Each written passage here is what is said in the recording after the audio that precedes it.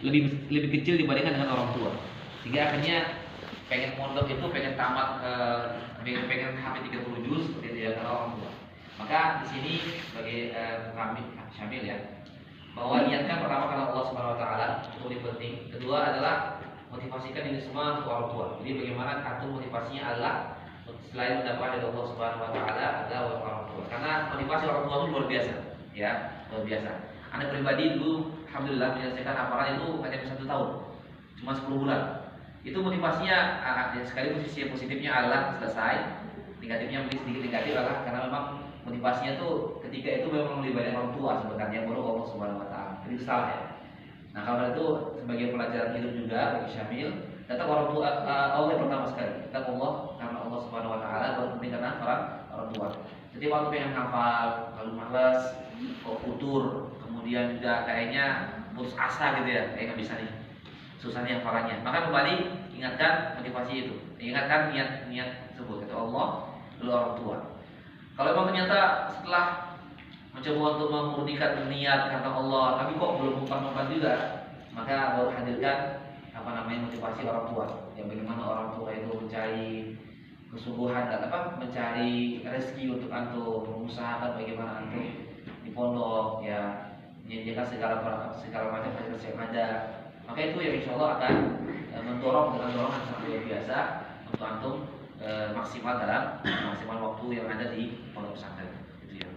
Nah, insya Allah ketika antum sudah mendapatkan kebaikan itu, hafalannya bagus, lancar, maka yakinlah bahwasanya itu semuanya karena Allah Subhanahu wa taala yang menggunakan antum, dan juga adalah doa-doa dari orang tua ya. Dan tapi juga bagi yang lainnya, doakan beliau agar kemudian nanti ketika di pondok benar-benar bisa menjadi seorang yang bermanfaat bagi kita, bagi umat dan bagi Islam tentunya secara keseluruhan.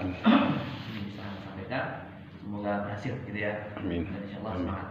Dan pada intinya tuh di pondok itu kalau kita awal dengan awal yang baik, biasanya kedepannya baik terus.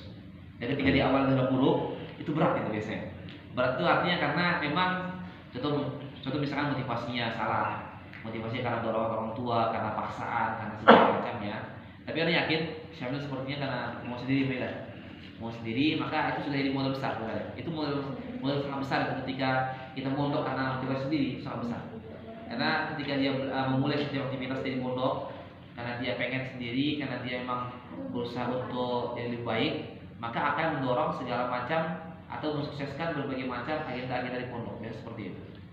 Karena dahulu kita pondok itu kebanyakan teman-teman yang memang datang karena disokong orang tuanya gitu ya, penyesalan gitu ya, di rumah nyusahin segala macam, bikin beban dan seterusnya. Akhirnya ketika tanpa di pondok itu tidak ada apa-apa. Padahal kalau pun jadi ya jadinya sebenarnya lebih kepada hal-hal yang sifatnya duniawi ya, jadi ini jadi itu seterusnya.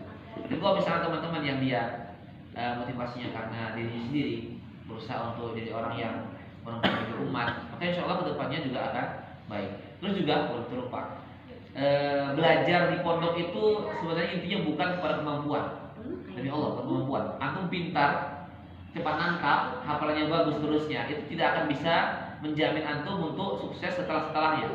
Karena sebenarnya yang menjamin itu adalah konsekuensi konsistensi antum dalam belajar, istiqomah. Ya, meskipun hafalan batasan kemampuan terbatas, ngapalnya sulit, mungkin ngapal sehari cuma setengah halaman, tapi setiap hari begitu ngapal murojaah, rajin lah ya berkata seperti itu ya. Dia rajin, dia istiqomah, teman yang mungkin main dia mungkin tidak main, dia teman yang bercanda dia nggak bercanda, maka itu yang juga bisa mensukseskan teman-teman untuk belajar di pondok. Karena kita punya teman, dulu dia masya Allah orang Bandung ya. Beliau ini sebenarnya kemampuannya sangat-sangat tidak bagus ya. Ngapalnya lama, boro-boro masalah umum ya, seperti matematika segala macam. Terkadang hafalannya kurang gitu. Karena matematika udah dialih-alihkan, selalu jeblok gitu ya. Pada matematika selalu jeblok, nggak paham gitu. Diajari dia kayaknya nggak mudah, nggak yang menyambung gitu. Ya, kecuali hitung-hitungan lah, jumlah-jumlahan kurang-kurang masih bisa. Tapi kalau yang lainnya bicara algoritma, aljabar segala macam kayaknya nggak nyambung. Jadi boleh dibilang agak lama lah. Tapi karena beliau di masa-masa pondoknya sejak satu SD dari pondok, itu rajin banget, masya Allah, soleh, luar biasa soleh. Karena katakan beliau orang soleh, jadi istiqomah. 20 tahun berlalu masih begitu aja orangnya.